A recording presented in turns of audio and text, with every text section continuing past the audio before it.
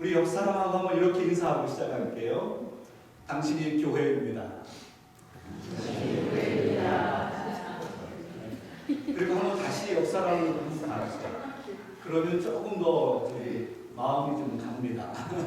미운 사람, 그동안 내가 이렇게 마음속에 두었던 사람을 사랑하게 될 줄 믿습니다. 여러분이 교회이고 한 사람 한 사람이 모여서 교회가 되는데 중요한 것은 교회가 바로 그리스도 중심이어야 한다는 것이 훨씬 중요합니다.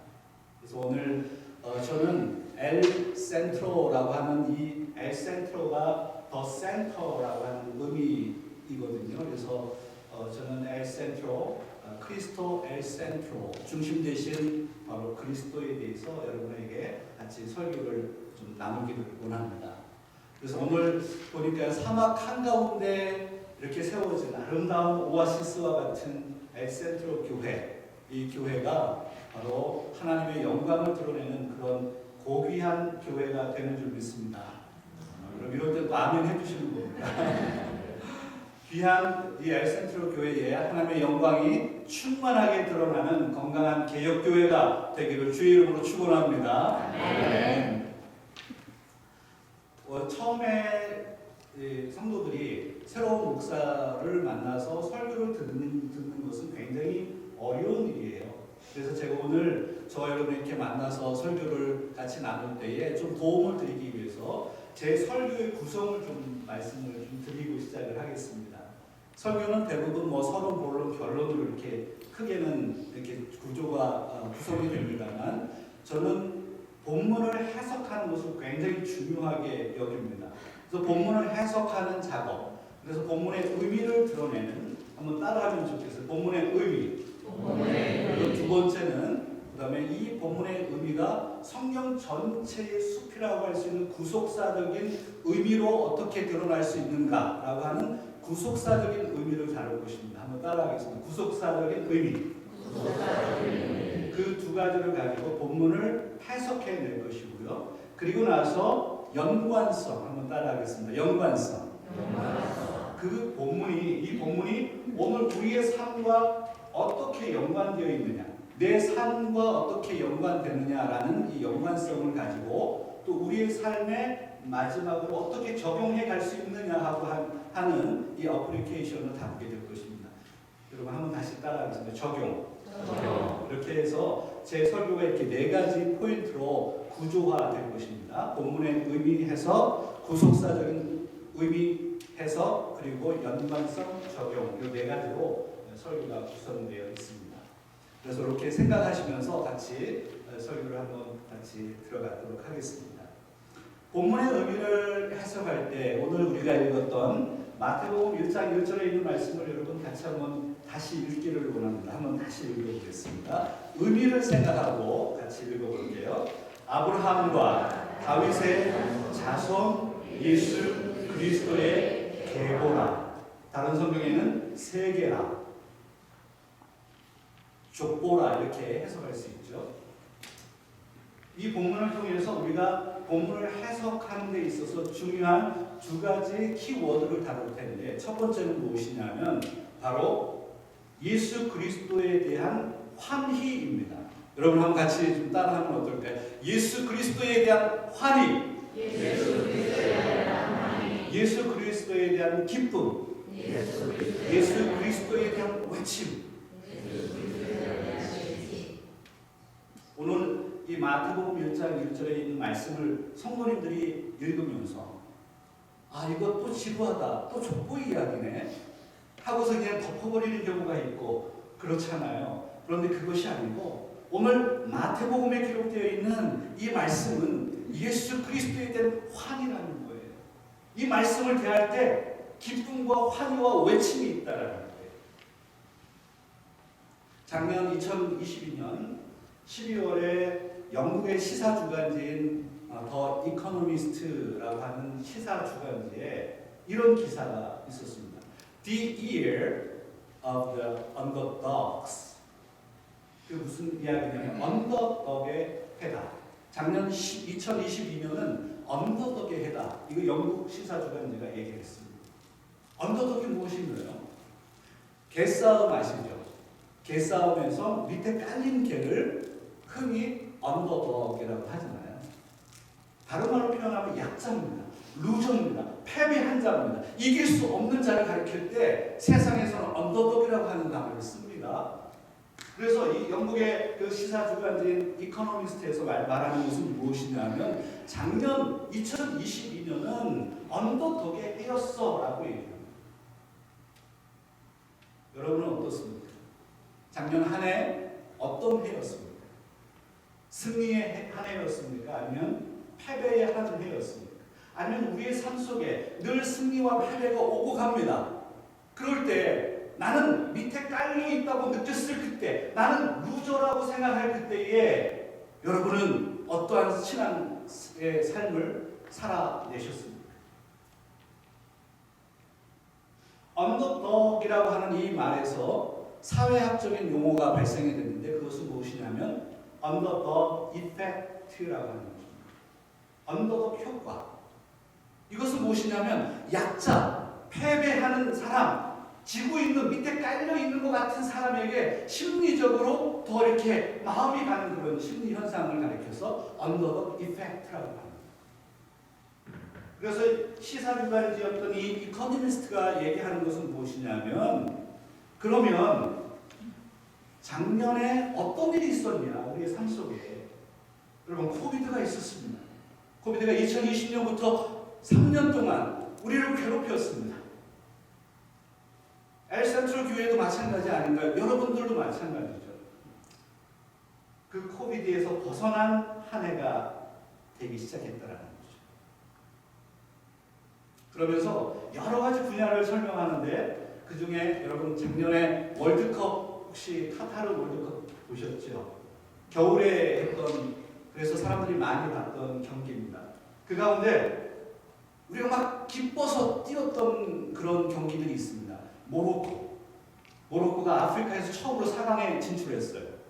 그리고 사우디아라비아가 아르헨티나를 이기고요. 일본이 강 독일을 이기고요. 그리고 대한민국은 누구를 이겼습니까? 포르투갈을 이겨서 16강에 진출했죠. 그래서 이코노미스트에서 얘기하는 것은 무엇이냐면 많은 분야들 가운데 특별히 이 월드컵을 예를 들었는데요. 많은 사람들은 그렇게 원래 질 것 같은 루저와 같고 패배할 것 같은 그 사람들이 승리했을 때 사람들은 환희하고 응원하고 기뻐하더라는 거예요. 그게 바로 작년이 그런 해였다라는 것입니다. 제가 지금 월드컵 이야기하는 게 아니에요. 예수 그리스도를 설명하려고 해요. 2000년 전에 예수 그리스도를 한번 생각해 보시죠.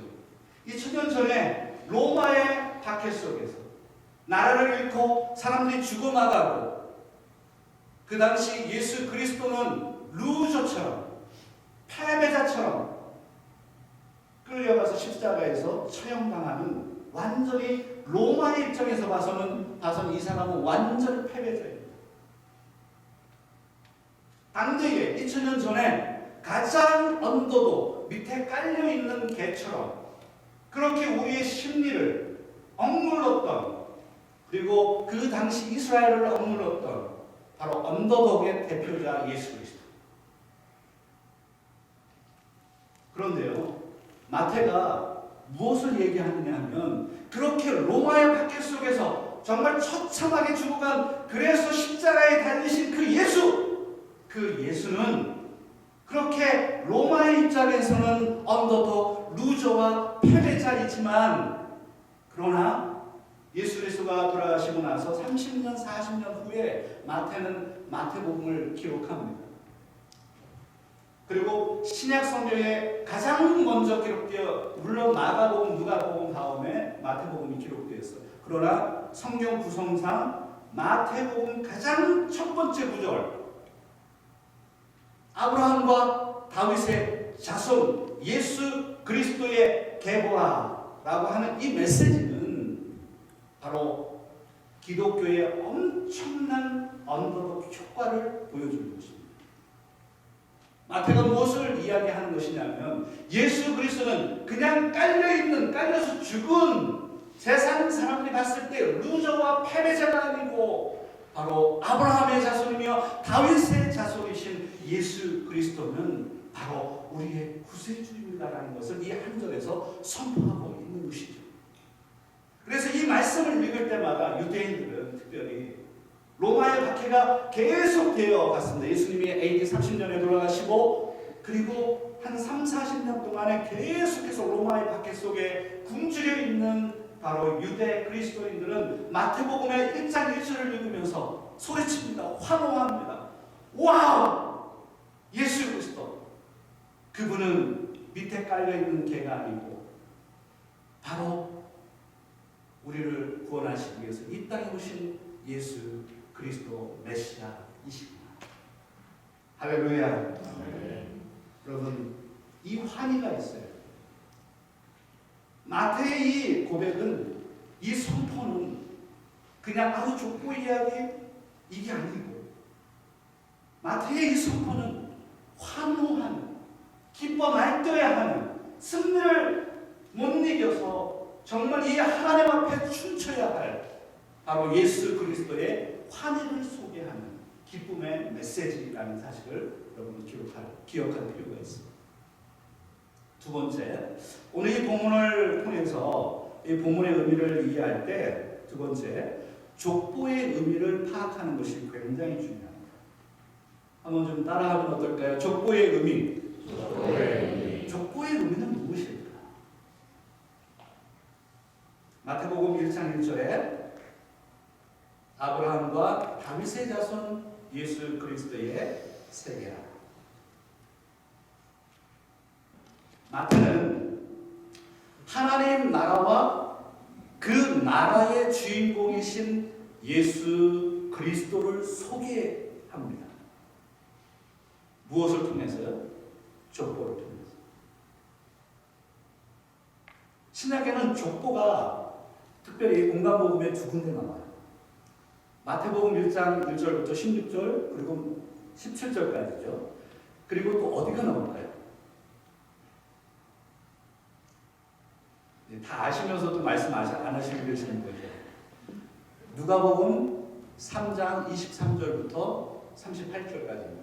그럼 성경을 가지고 계시죠? 한번 넘겨보셔도 좋겠습니다. 마태복음에 나타난 이 족보와 누가복음에 나타난 이 족보는 어떤 차이가 있을까요? 그래서 우리 개혁 신학자 가운데 종교개혁의 완성을 이끌었던 칼빈은 이야기합니다. 마태의 족보와 누가의 족보는 이런 차이가 있다. 그래서 한 4가지 정도로 설명하는데요. 첫 번째는 마태의 족보는 디센딩에 관한 족보입니다. 디센딩이라고 하는 것은 밑으로, 위에서부터 밑으로 내려가는, 그래서 아브라함으로부터 다윗으로부터 예수 그리스도로 내려가는 내림차순의 족보입니다. 근데 누가복음은 ascending 족보입니다. ascending이라고 하는 건 올라가는 겁니다. 요셉부터 해서 예수 그리스도의 아버지 요셉으로부터 예수로부터 해서 아담까지 올라가고 하나님까지 올라가는 그런 족보를 기록합니다. 그것은 무엇을 의미하느냐면 마태의 족보는 바로 법적인 왕의 라인, 다윗의 라인을 이어서 내려온 그 자손이 예수 그리스도라는 것을 설명합니다. 반면에 누가는 어머니 라인을 올라갑니다. 모친의 계보를 타고 올라갑니다. 그래서 하나님의 아들 예수 그리스도를 설명하고 마태는 바로 법적인 왕의 자손 예수 그리스도를 설명합니다.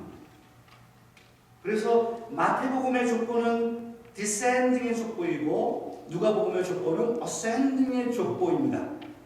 마태는 법적인 왕의 계승자이신 예수 그리스도를 소개하고 누가는 바로 하나님의 아들 예수 그리스도를 소개하는 목적이 있습니다.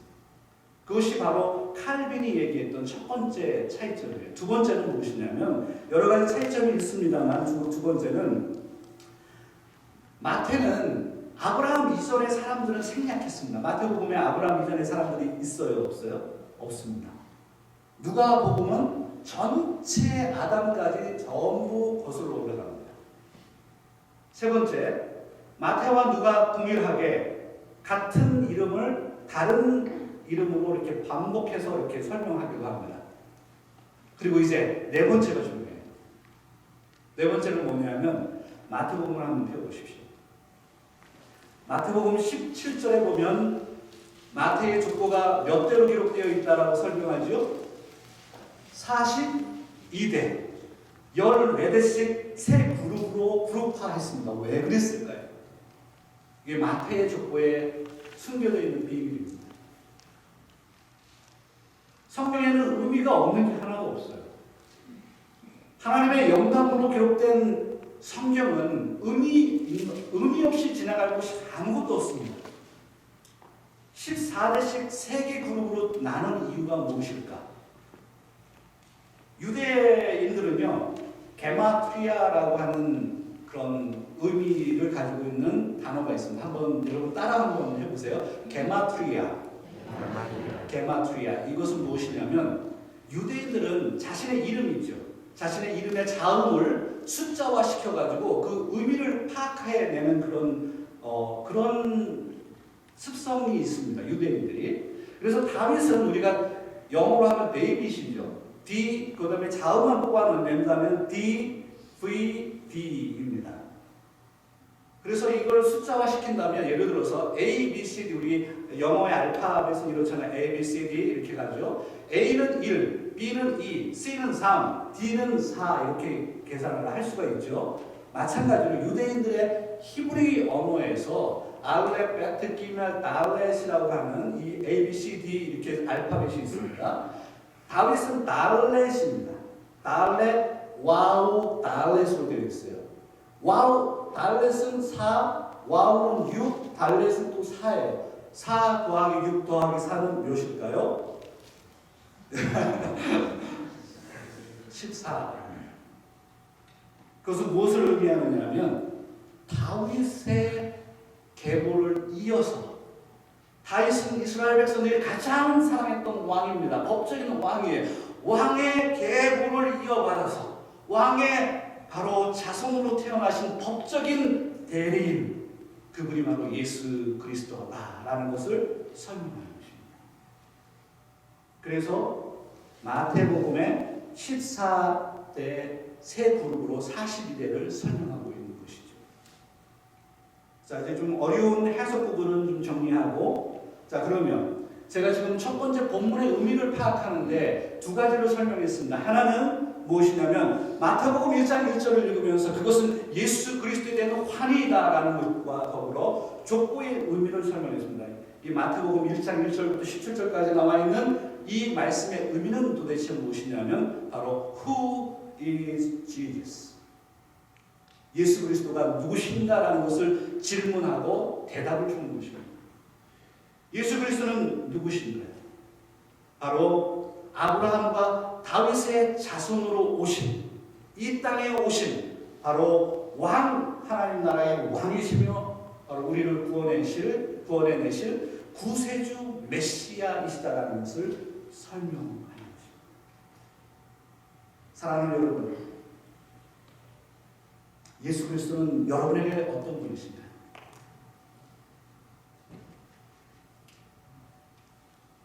예수 그리스도는 나에게 생명을 주시는 구세주이십니다. 그리고 이스라엘의 왕이며 하나님 나라의 왕이십니다. 여러분 믿으십니까? 아멘.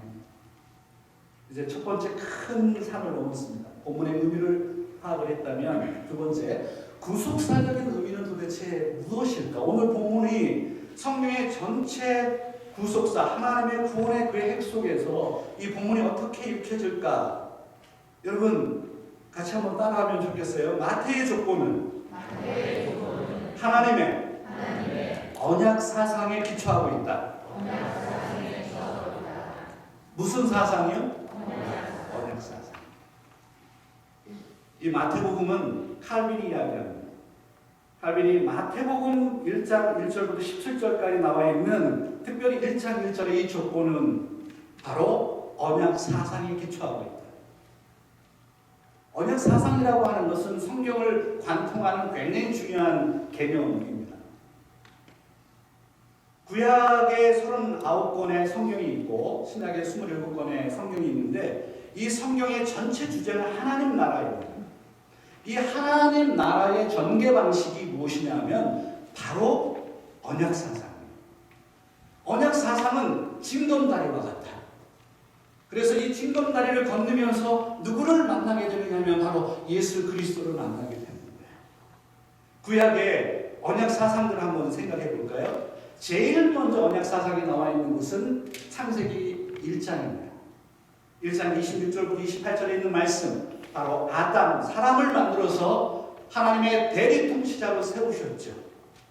그것을 창조의 언약이라고 합니다. 한번 따라하겠습니다. 창조의 언약. 그리고 창세기 2장으로 넘어가면 하나님께서 누구와 언약을 맺으시죠? 아담과 언약을 맺습니다. 그것을 행위 언약이라고 해요. 한번 따라합니다. 행위 언약. 이 행위 언약은 무엇이냐면 아담에게 2장 17절에 있는 말씀에 보면 너는 선악을 알게 하는 나무의 실과를 따 먹어라, 따먹지 말라 라고 하는 행위 언약을 세우셨죠. 그런데 그 2장에서 바로 어떻게 됩니까? 3장으로 넘어가면서 죄를 짓게 됩니다. 하나님의 명령을 어기게 되죠. 그래서 완전히 하나님의 나라의 그 전개 방식이 깨지기 시작하죠. 그럼에도 불구하고 창세기 3장 17절에 3장 15절에 있는 말씀에 보면 하나님께서 여자의 후손을 세울 것이라고 말씀하면서 여자의 후손과 원시복음 언약을 세우십니다. 한번 따라가겠습니다. 원시복음 언약. 그때 여자의 후손이 누군가요? 결국에는 예수 그리스도를 설명하죠.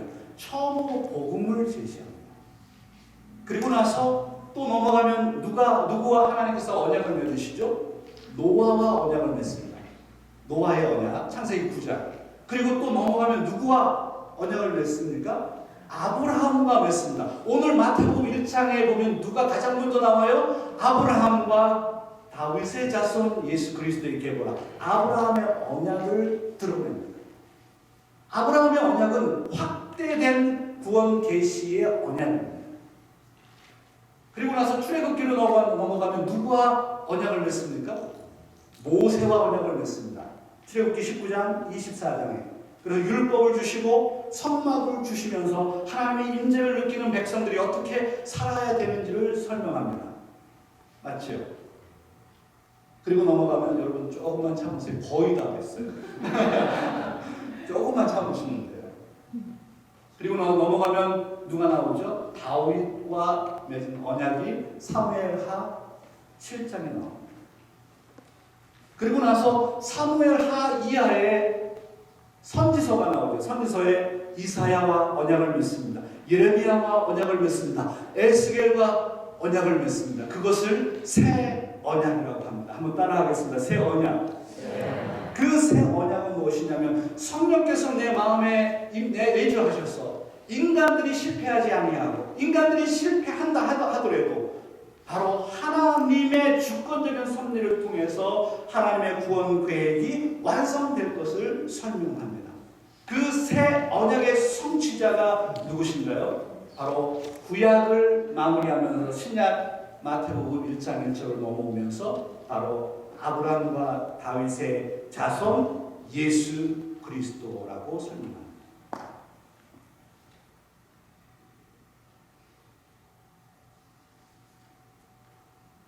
사랑하는 여러분, 예수 그리스도가 누구신가요? 예수 그리스도는 언약을 성취하신 분입니다. 한번 따라합니다. 예수 그리스도는 언약을 성취하신 분이시다. 예수 그리스도는 언약의 당사자이시다.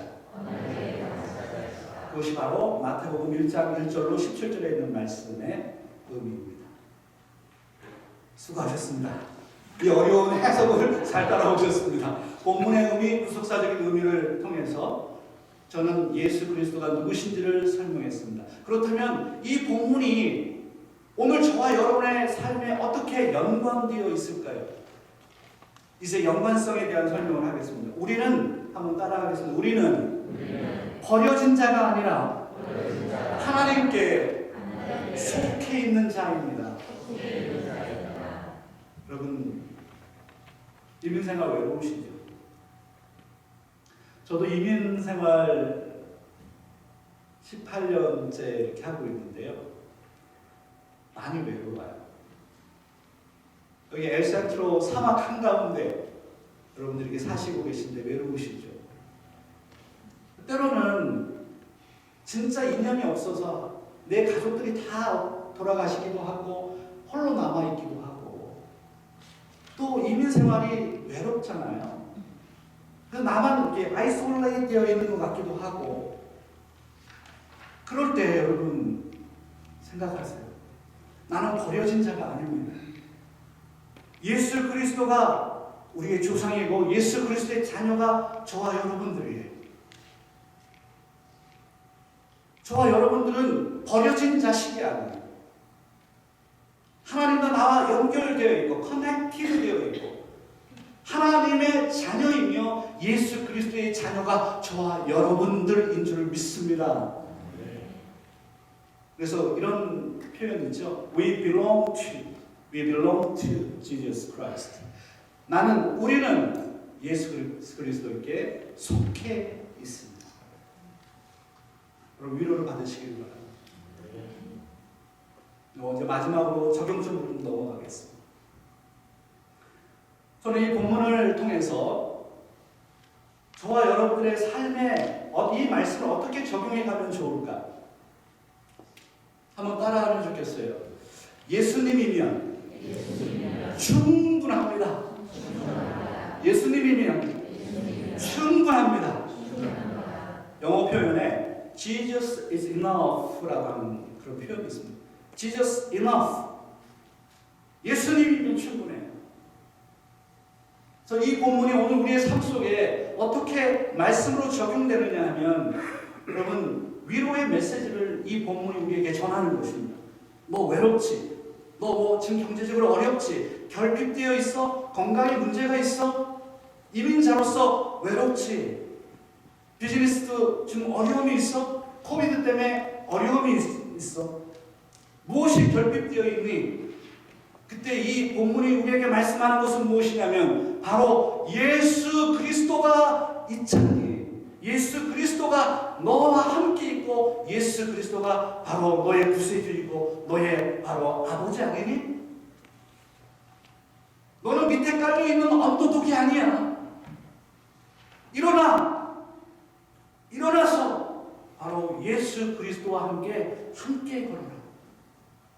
그 위로의 메시지가 바로 오늘 이 본문에 우리의 삶에 담겨 있습니다. 엘센트로 이 지역에 여러분 혹시 아이솔레이트 되어 있다라고 그렇게 생각하지 마십시오. 광야에 있을 때도 다윗과 함께 계셨던 그 하나님, 우리와 함께 하시는 그 하나님, 오늘 저와 여러분에게 함께 옆에 있으면서 우리와 호흡하며 함께 걸어가시는 예수 그리스도인 줄 믿습니다. 마지막으로는요, 두 번째 적용점은 무엇이냐면 도전의 메시지. Jesus is enough. 예수님이면 충분합니다라고 고백할 때 그 고백은 위로의 메시지만 있는 것이 아니라 바로 회개의 중요성이 있습니다. 내가 하나님께 속해 있는 자라고? 그러면 내 죄를 들여다봐야지. 내가 하나님의 자녀인데? 개혁교회는 회개의 중요성을 강조합니다. 제 예화를 하나 들고 이제 설교를 정리하겠습니다. 2021년, 그러니까 2년 전 겨울인데요. 한국에서 갑자기 연락이 왔어요. 저는 아버님, 어머님이 일찍 돌아가셨습니다. 그래서 일찍 고아가 됐고요. 근데 저희 집사람은 장모님이 암으로 투병하시다가 저 결혼하고 금방 돌아가셨고, 아버님이 경남 사천에서 살고 계셨는데 아버님이 암이셨는데 갑자기 한국에서 돌아가실 것 같다고 빨리 나오라고 연락을 해서 한국에 나가게 됐습니다. 근데 2021년 12월은 한국의 코비드가 굉장히 확산되는 때였어요. 나갔는데 아버님 병상에 가야 되는데 갈 수가 없는 거예요. 10일을 격리를 하라고 하는데 10일 격리를 하고 아무튼 테스트를 계속 받아야 돼요. 근데 10일 격리를 딱 마치고 마포에 있는 선별진료소에 갔습니다. 코비드 테스트 하려고. 근데 제가 그 한국의 상황을 잘 몰라가지고 운전을 하고 간 거예요. 근데 한국이 주차하는 자리가 얼마나 없는지 정말 주차가 어렵더라고요. 뺑뺑 돌다가 한 분을 딱 만났어요. 그분이 누구냐면 택시 기사분이셨어요. 그래서 제가 그 택시 기사분에게 얘기를 해가지고 주차를 좀 도움을 받아야 되겠다라고 생각을 하고 입에서 툭 튀어나온 얘기가 뭐냐면 뭘까요? 제가 미국에서 생활을 하면서 아저씨, 아줌마라고 하는 단어를 한 번도 사용을 안 해본 거예요. 그래서 제 입에서 그분을 향해서 툭 튀어나온 말이 집사님이었어요. 그래서 제가 이렇게 얘기했어요. 집사님, 여기 주차를 어떻게 해야 돼요? 그랬더니요, 역사가 일어난 거예요. 왜 그러냐면 이분이 담배를 그냥 얼마나 맛있게 막 피고 계시는지 이분이 담배를 딱딱히 떨어뜨리더니 이렇게 얘기하시는 거예요. 아니요, 제가 집사님 어떻게 하셨어요? 깜짝 놀라가지고 이분이 그러면서 하는 얘기가 자기가 하는 얘기예요. 아이고, 하나님이 나를 다 쳐다보고 계시네요. 당장에 담배를 끊어야겠어요.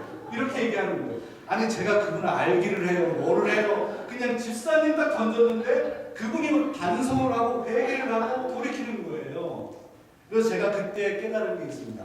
무엇이냐면 어떤 사람은 집사라고 하는 단어 하나로 자신을 들여다보고 반성하고 회개하는 사람도 있는데 어떤 사람은 수십 년을 교회를 다녀도 반성하며 얼마나 마음이 강직하게 되어 있는지 마치 누가복음 15장에 나오는 탕자의 비유의 첫째 아들처럼. 사랑하는 여러분, 예수 그리스도가 나의 구세주라고 외친다고요? 그렇다면 위로의 메시지와 더불어 도전의 메시지가 우리의 삶에 매일매일 같이 존재합니다. 나를 들여다봐요. 나는 죄인이야. 나는 하나님 앞에서 죄인이에요. 나는 철저하게 하나님 앞에 벌레와 같은 존재예요. 자신을 들여다보면서 하나님의 자녀로 살아가려고 발버둥치는 우리의 삶이 오늘 저와 여러분에게 있어야 될 줄 믿습니다. 엘센트로 한인교회에 바로 예수 그리스도가 중심이 되신 크리스토 엘센트로, 그리스도가 중심이 되는 여러분의 삶의 현장에서 그리스도가 중심이 되는 그런 귀한 성도님들 엘센트로 한인교회가 되시기를 주의 이름으로 축원합니다.